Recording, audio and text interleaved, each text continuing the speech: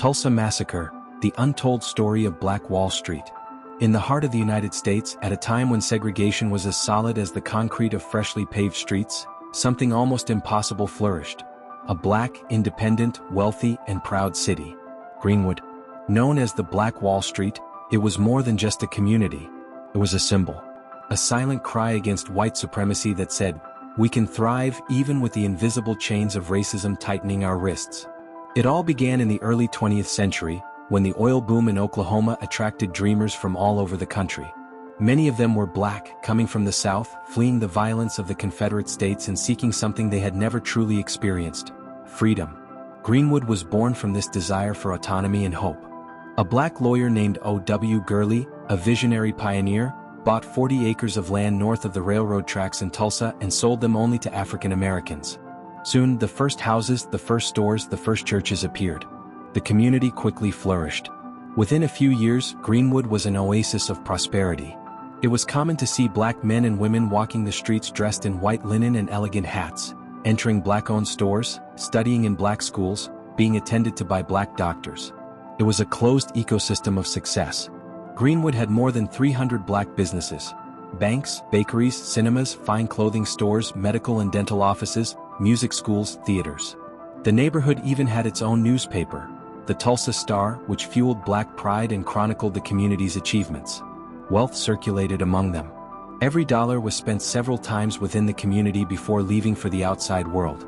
It was Black Wall Street, not only a reference to economic power but also to the pride and resistance it symbolized. But the existence of Greenwood also fed another force: envy and racial hatred. The white city of Tulsa watched in silence, and sometimes with contained fury, as their black neighbors prospered. In a society fueled by white supremacy, black prosperity was seen as an intolerable challenge. The stage was set. Greenwood shone like a beacon. But it also, unintentionally, attracted shadows. The spark, an elevator encounter, and the start of the tragedy. It was the dawn of May 30th, 1921, and the oppressive heat had already begun to stick to the asphalt of Tulsa. In the city center, in the Drexel building, a young black man named Dick Rowland, only 19 years old, was heading toward the only bathroom for colored people, located on the top floor. Inside the elevator, operating the controls, was Sarah Page, a 17-year-old white girl. What happened inside that small iron space will never be known for sure. Some say Rowland stumbled and, in an attempt to regain his balance, grabbed Sarah's arm. Others say she screamed when startled by his sudden proximity. Some suggest it was a simple misunderstanding, or even that Sarah and Rowland knew each other and there was something more, a forbidden secret that could never be admitted in public. What matters is that, in that brief moment, the spark was ignited. Sarah ran out of the elevator, visibly shaken. Someone called the police. Within hours, the news spread like wildfire. A young black man attacked a white girl in the elevator. The white press of Tulsa quickly stoked the narrative. The Tulsa Tribune published a story with the headline, "Negro Nabbed for Attacking Girl in Elevator." Rumors of lynching began circulating through the corners, fueled by the city's latent racism. Dick Rowland was arrested by the end of the day and placed in custody at the county jail. But everyone knew what that jail really meant: a quiet preparation for lynching. Tension hung thick in the air. Crowds began gathering in front of the courthouse. White men carried ropes, their faces red with hatred and thirst for blood. But Greenwood was not an ordinary place. It was a community of men and women who knew the bitter taste of injustice and decided not to kneel. Black veterans of World War I, hardened by combat in Europe, took up their weapons and marched to the courthouse to protect Dick Rowland. They knew that without resistance, the young man would be killed without trial. They arrived in small groups, firm and determined. An unprecedented sight for the white eyes of Tulsa: armed black men ready to defend one of their own. And it was there, in that silent confrontation, that everything collapsed. A white man tried to disarm a black veteran. A shot rang out. In the blink of an eye, the courthouse turned into a battlefield. And so, the tragedy began. The first night, the fire that consumed Greenwood, the night of May 31st, 1921, fell heavily over Tulsa. At the courthouse, the first shot was only the signal. Like an explosion long contained, the white city of Tulsa overflowed with hatred and violence. The white mob, furious at being confronted by armed black men, launched a full-scale attack on Greenwood.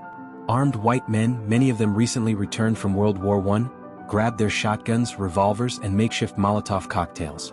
The attack was coordinated. They weren't just avenging an alleged crime, they were determined to destroy what Greenwood represented, the living proof that white supremacy was not invincible. They invaded the first houses on the outskirts of Greenwood, shooting through doors and windows. Any black person found was beaten, tied, or killed on the spot. Women were dragged through the streets.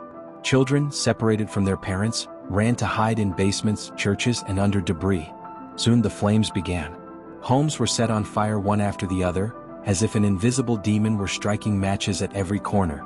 The fire leapt from roof to roof, lighting the night as if hell itself had opened over Tulsa. But the horror didn't just come from the streets. Reports testify that airplanes flew over Greenwood that night. Small private planes, likely from local farmers and business owners, dropped homemade bombs, made from gasoline bottles and dynamite, onto black homes. Greenwood, so vibrant just hours earlier, was transforming into an apocalyptic landscape. People ran in all directions trying to save what they could.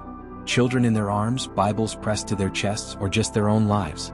The local police forces?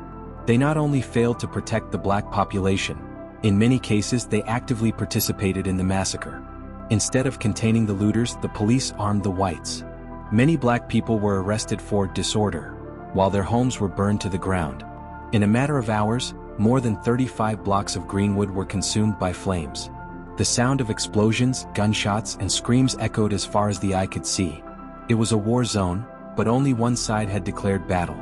By dawn on June 1st, Greenwood, Black Wall Street, was reduced to ashes. But the horror wasn't over. The next day, mass arrests and the continuation of horror. When the sun finally broke over Tulsa on June 1st, 1921, it illuminated a scene of utter devastation. Greenwood, that once prosperous black city, was now just a sea of smoke and ashes.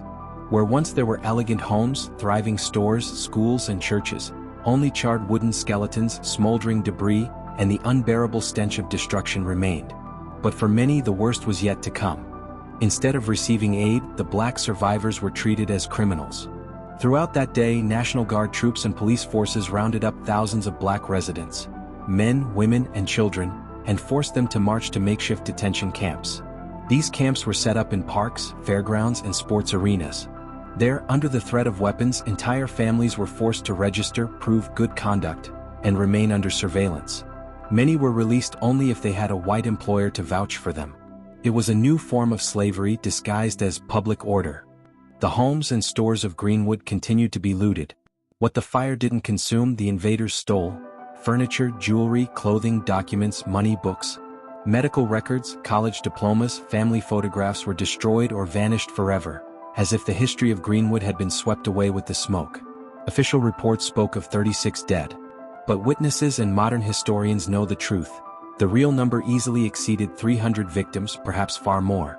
Bodies were thrown into mass graves, hastily buried under the soft earth outside the city. Some reports speak of bodies being thrown into the Arkansas River or burned in anonymous piles.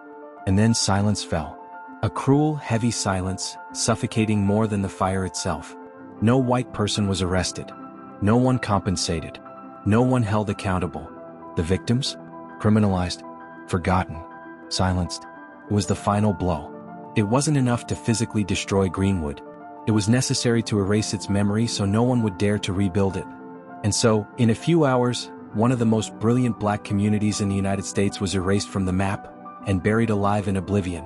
The silence, how the story was buried for decades. When the smoke from Greenwood finally cleared, what remained was not just ruins, it was a great, deep, and meticulous silence. The white city of Tulsa quickly worked to erase the memory of what had happened. The massacre was rebranded in the newspapers as a race riot, as if the blacks were as guilty as their killers.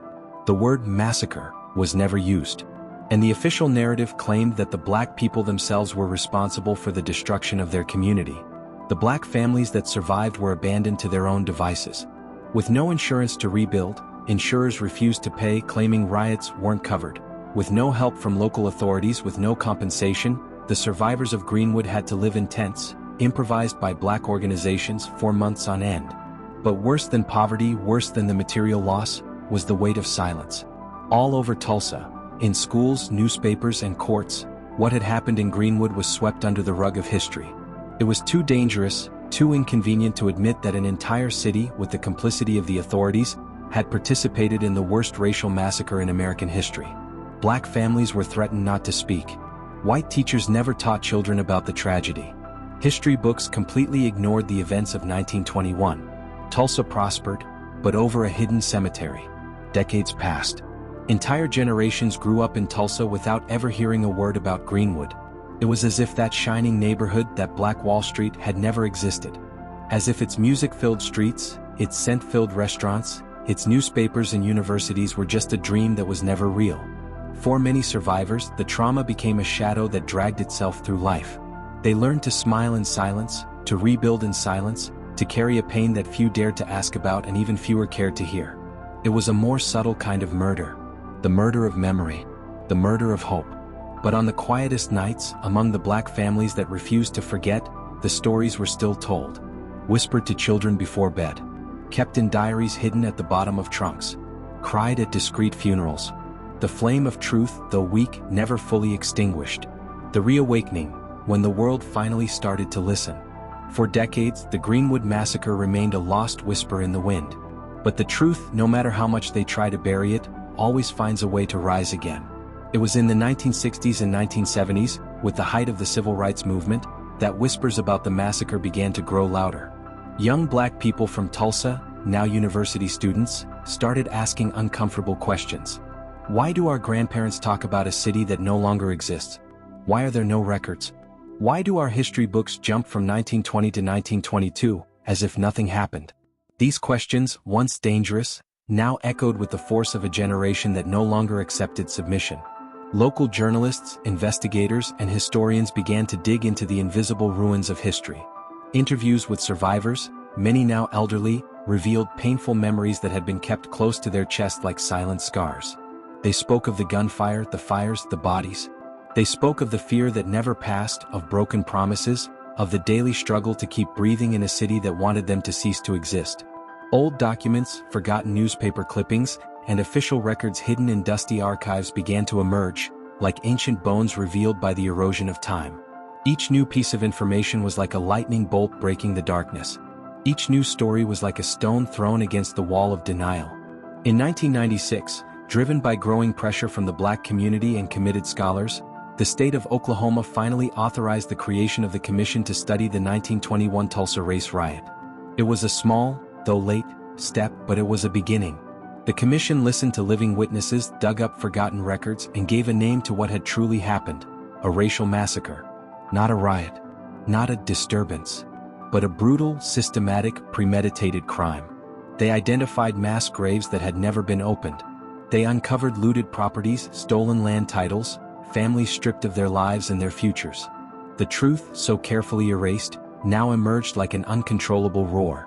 Greenwood was no longer just a sad memory passed from grandparent to grandchild. It was a national scar, and the world was finally starting to look at it. The call for justice, reparation efforts and their challenges.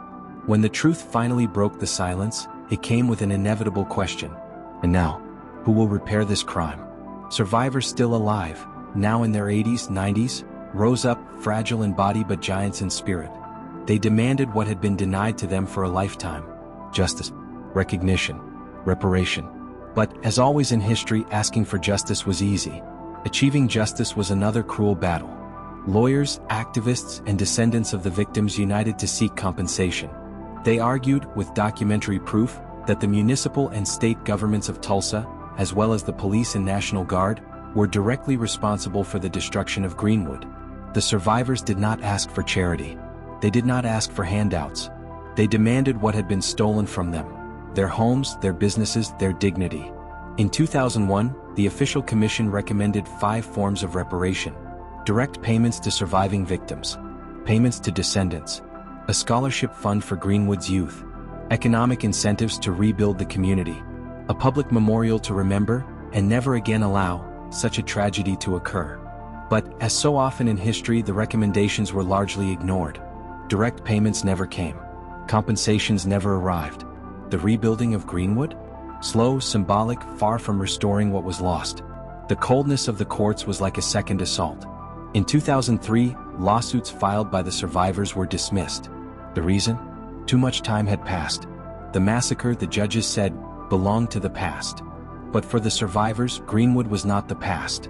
It was an open wound, bleeding every day. They watched, outraged, as the city of Tulsa grew and prospered, often on the land that had once been theirs.